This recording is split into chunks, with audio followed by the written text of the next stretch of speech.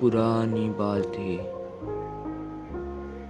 ऐसे ही 1759 में घटी यह घटना आपको हैरान कर डालेगी। नाम था उसका गुलिवर। उसे एडवेंचर जाने का बहुत शौक था। वह साल में 2-3 बार तो एडवेंचर को जाता ही था। एक दिन ऐसे ही वह एडवेंचर को निकल पड़ा। उसने यह ठान लिया कि वह इस बार किसी टापू पे एडवेंचर के लिए जाएगा और उसने एक जहाज का इंतजाम किया। वह अकेले ही एडवेंचर के लिए निकल पड़ा और समुद्र में जाते समय उसे बहुत सारी कठिनाइयाँ आई, पर वह उन्हें मुंहतोड़ जवाब देते हुए आगे निकल पड़ा। पर आंधी और तूफान की वजह से उसकी नाव खतरे में पड़ गई। उसकी नाव टूट गई और उस समय वह रात में सोया हुआ था। उसे कुछ पता नहीं चला।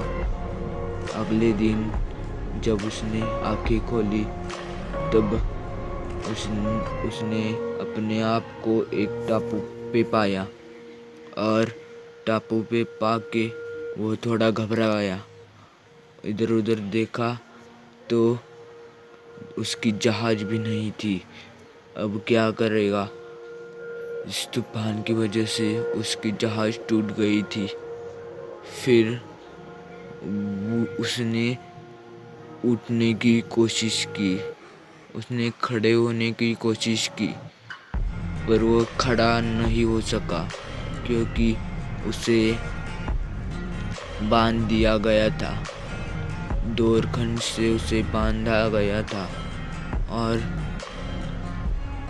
किसी आदमियों की आवाज़ उसे सुनाई देने लगी। वह आदमी बहुत छोटे छोटे थे, हमारी उंगली जितने थे। उन्होंने उसे धनुष्यबाण से और भालों से मारना शुरू किया। गुलिवर चिल्लाता चीखता हुआ कहता रहा, मैंने तुम्हारा कोई नुकसान नहीं पहुंचाया है और मैं तुम्हारा दुश्मन नहीं हूँ, मैं तुम्हारा दोस्त ही हूँ। ऐसे बार बार चीखने के बाद फिर उन्हें यह पता चला कि वह आदमी उनके लिए कोई खतरा नहीं है। वह छोटे छोटे इंसान और उनके राजा ने उसे छोड़ दिया और उसने पूछा कि यह कौन सा टापू है, तो उन्होंने कुछ नहीं बताया क्योंकि उस टापू पे सिर्फ वह रहते थे। और जब हमारे जैसे आदमियों को पता चलता कि उस टापू पे वो लोग रहते हैं तो लोग उधर जाके कब्जा पा लेते और उन आदमियों को गिरफ्तार कर लेते। इसलिए उन्होंने कुछ नहीं बताया। फिर जाके वह उन छोटे लोगों की मदद करने लगा। वह एक गुफा में रहने लगा और उन छोटे आदमियों की मदद करने लगा और फिर